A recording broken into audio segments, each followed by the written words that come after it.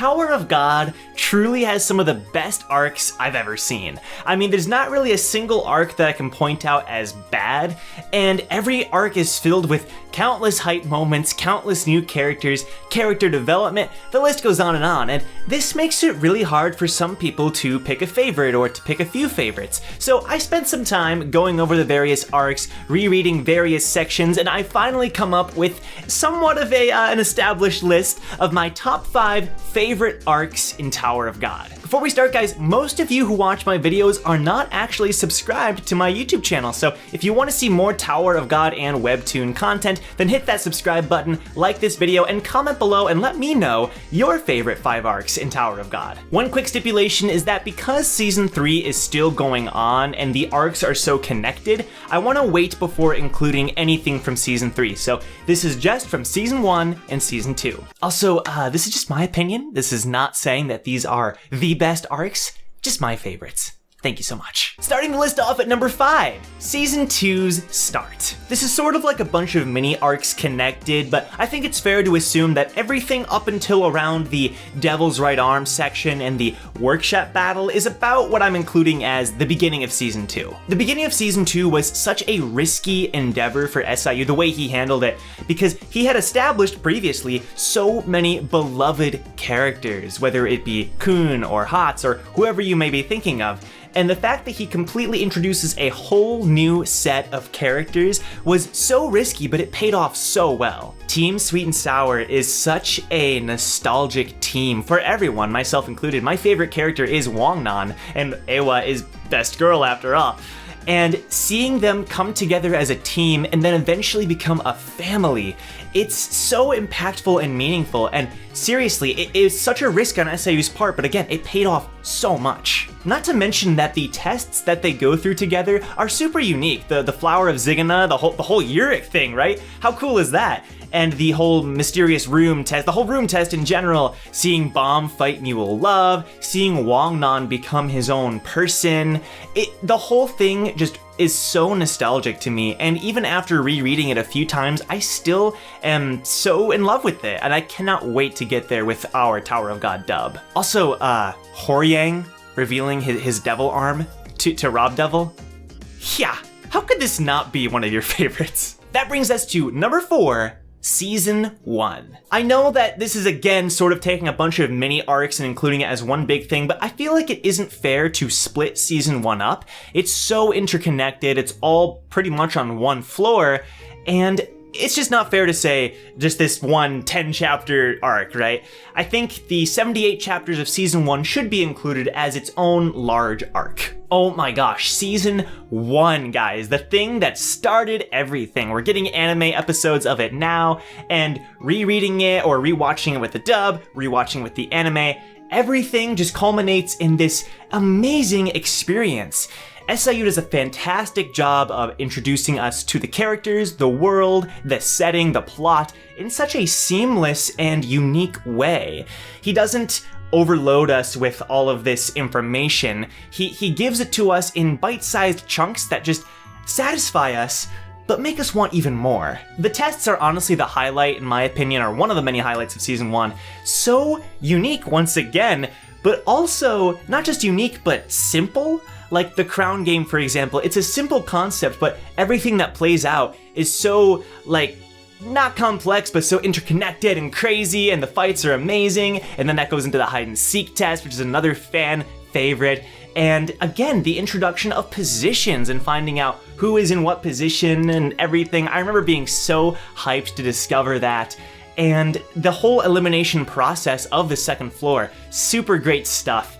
And the end of Season 1, how could everybody, you love it or hate it, it's memorable. And obviously we hate it for different reasons and love it for different reasons, but it truly makes Tower of God what it is. Tower of God would not be anywhere near as good as it is without Season 1. So I gotta give it a lot of credit. Also, nostalgia.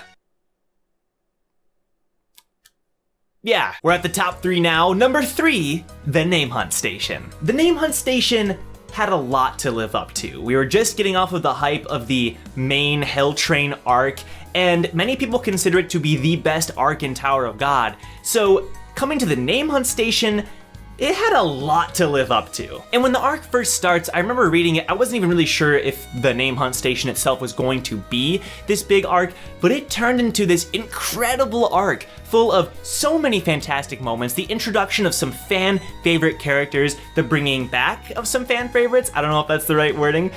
There's so much to be had in the Name Hunt Station. Obviously, one of the main highlights is the character of Kaiser and her revelation as Lopopia Elaine.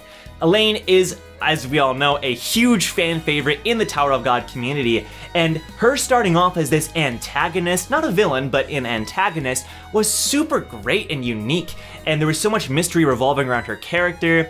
And honestly, just the Name Hunt Station as a whole was a really unique place to be in Tower of God. The whole concept of 10 bosses and this whole name stealing system, it was really great. I cannot mention the Name Hunt Station without mentioning the fights. It has some of the best all-time fights in Tower of God. I mean, by a long shot. I mean, Bomb versus Kaiser, of course, Kuhn versus Hot. There's so much happening in the Name Hunt Station, but the best fight, in my opinion, in all of Tower of God, or at least my favorite fight, happens in the Name Hunt Station, and that is Ron versus Iniesta. Iniesta is set up as this sort of maybe weaker version of Joaquin. We just got done handling Joaquin in the Hell Train, and now we meet this new REA family member. We saw him take down Rack, albeit off screen, and when Ron goes to fight him, it's honestly so hype. He has to take 2 lightning pills, and the whole thing honestly has some of the best artwork in Tower of God. Like, have you seen that fight? It looks incredible! And I love the way it ends too, with the two of them completely burning each other out, with Ron obviously killing Iniesta, and then Ron is like out for like weeks. It's awesome. The whole thing is incredible. I love that fight. Yuri versus Karaka also happens at the end of that arc. The whole thing is fantastic, and I think also one of my favorite moments and character moments in that arc is Shibisu getting to shine. Shibisu showing his strength as the leader of his team, and showing that he could have won their feud. Like, he shows that he is not someone to be underestimated, and I love that. The arc is so great. My only real complaint with the arc is I wish that some of the side characters had a little bit more time to shine. As you guys know, I love side characters, and I feel like characters like Nobik kind of got shafted a little bit. Like, I remember there's one of the 10 bosses shows up, and Nobik just like punches him, and then that's all it shows. It's barely anything. Like, I wish that we had a little bit more of that, but I can't complain that much because we did get quite a bit. Like I said, with Ron and even the Hots and a lot of other characters. So, very small complaint there, but nonetheless. Number 2. The Workshop Battle. Oh my gosh, the Workshop Battle. Where do I even start? This is, I mean, aside from the Crown game, sort of like the first tournament arc of Tower of God. The Crown game itself is like a tournament, but the Workshop Battle is where it gets real. Like, there's so much craziness that happens in the Workshop Battle. I want to give a big shout out to XXMiliosXX, who is currently reacting, or at least I think he reacted to it a while ago, but his videos show him reacting to the Workshop Battle, and seeing somebody else hype over it, and in turn me sort of rereading it again, I came to realize that the Workshop Battle is incredible. Not just the fights, not just the games, although they are A+, but also the character moments.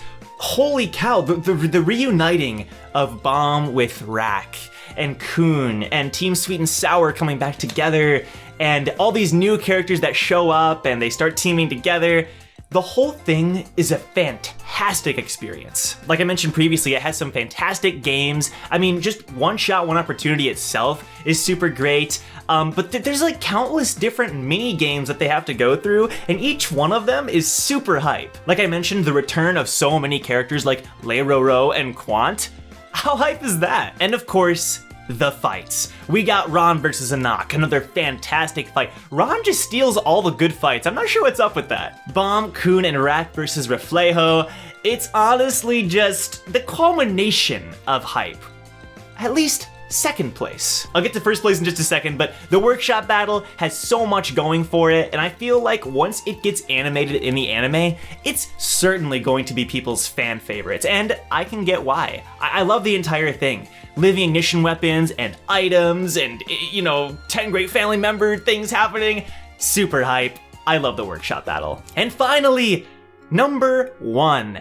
big surprise, the Hell Train. Specifically, the Dollar Show. Whenever I mention that the Hell Train is my favorite arc, people always say that the Hell Train, it's too many arcs because technically the Hell Train is what, like Revolution Road, Dollar Show, Name Hunt Station, kind of Floor of Death, and even Hidden Floor.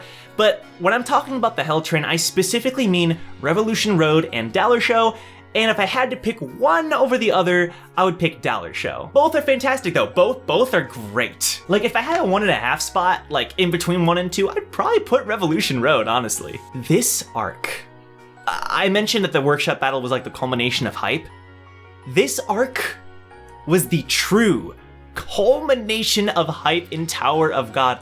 Kind of like the first gigantic climax in the story, in the show, because Joaquin is finally like the first true antagonist rival of Bomb. He feels like a counterpart to Bomb, and seeing the two of them fight, not just physically, but also with their teams and with the games that happen in the Dollar Show, it's like kind of the best thing ever. I'm getting too hype. I can't even explain what I'm trying to say. I'm just gonna keep saying the best thing ever, and you guys will get what I mean. The characters in this arc truly outshine any other arc. Boro, Sachi, Akka, and Daniel, and Rowan, right? That dynamic of relationships is so meaningful and impactful in how it relates to Joaquin and the whole souls thing that's happening. Oh my gosh, it's incredible. The fights are amazing. I feel like I can't even talk about it because it's so perfect. Like it's the definition of the perfect arc in Tower of God, in my opinion. Ewa versus Reguel, Bomb versus Elliot, Sachi's introduction. I know we always make fun of Sachi, Joe, other Joe especially, but it's pretty badass. The dynamic between Kun and Rachel, and then of course, Joaquin versus Bomb at the very end, with Bomb having to create his own sword out of the souls that are inside of him. This arc will always be my favorite arc in Tower of God. I feel like there's no way to replace the Hell Train, specifically the Dollar Show. Revolution Road, like I mentioned, is also fantastic. Joaquin is the best antagonist in Tower of God, prove me wrong. I love Boro's character, and I love Daniel as a character as well. He only exists within these arcs, but that it's a perfect way to showcase someone who has lost something and wants to bring it back. And the Hell Train's amazing, guys. The Hell Train's amazing. Go reread it because holy cow, it's incredible. Anyway, guys, I could go on and on about Tower of God and my favorite arcs in the show, but I'm curious to know what are your favorites, because honestly, the arcs that I didn't include are also incredible. The Hidden Floor was really great. The Last Station was so close to making it on my list because of all the hype in that arc as well, and I have a feeling that once Season 3 continues to go on, The Cage and The Nest are going to be some incredible fan favorites as well. But guys, thanks so much for watching. If you enjoyed, leave a like on this video. Once again, comment your favorites, and I will see you guys in the next Tower of God video. Take care, everyone.